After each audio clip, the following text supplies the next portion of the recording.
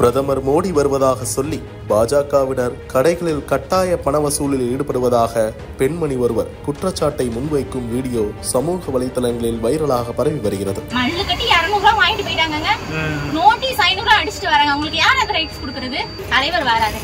தலைவர் வாராருன்னா மக்களை பக்கம் வராரு, அவர்கள் மக்களுக்கு கொடுக்கணும் இல்லைங்களா? நம்மகிட்ட வந்து கேக்குறாங்கன்னா அது என்னங்க தலைவர், அப்படி ஒரு தலைவர் நம்ம எங்க ஊருக்கு தேவையில்லைங்க. அவங்க திருப்பூர் மாவட்டம் பல்லடம் அருகே வரும் 27ஆம் தேதி பிரதமர் மோடி பங்கேற்கும் என் மண் என் மக்கள் நடைப்பயணத்தின் நிறைவு விழா பொதுக்கூட்ட நிகழ்ச்சி நடைபெற இருக்கிறது. இதற்காக திருப்பூர் மாவட்ட பாஜக சார்பில் பல்வேறு பணிகள் மேற்கொள்ளப்பட்டு வருகிறது.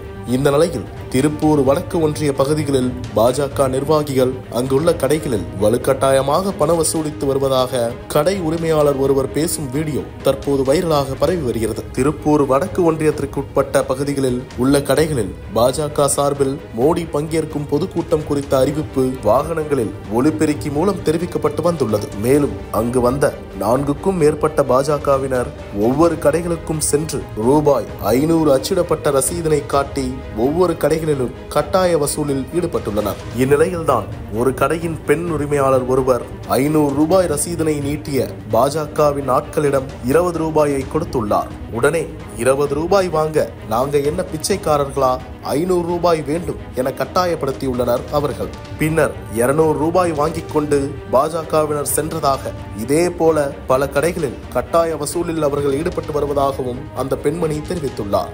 இந்நிலையில் மக்களுக்கு தருகின்ற தலைவர் தான் வேண்டும், மக்களிடமிருந்து வாங்கி செல்லும் தலைவர் எங்களுக்கு தேவையில்லை என்று அந்த பெண்மணி பேசியுள்ளது தற்போது வைரலாக பரவி வருகிறது. 4 பேர் வராங்க, வந்து பக்கத்து கடைக்கு போறாங்க. நான் போயிட்டு என்னன்னு சவுண்டா கேக்குது. இந்த அக்கா 20 ரூபா கையில எடுத்து கொடுக்குறாங்க. சரிங்களா? உடனே 20 ரூபா கொடுக்குறீங்க, பிஜேபி காரன பிச்சைக்காரன் கேக்குறாங்க.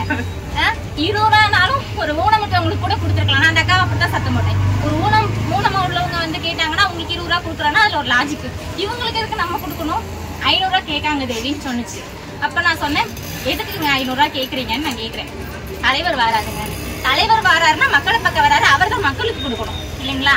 நம்மகிட்ட வந்து கேக்குறாங்கன்னா அது என்னங்க தலைவர், அப்படி ஒரு தலைவர் நம்ம எங்க ஊருக்கு தேவையில்லைங்க, அவங்களுக்கு போக சொல்லுங்க நான் சொல்லிட்டேன்.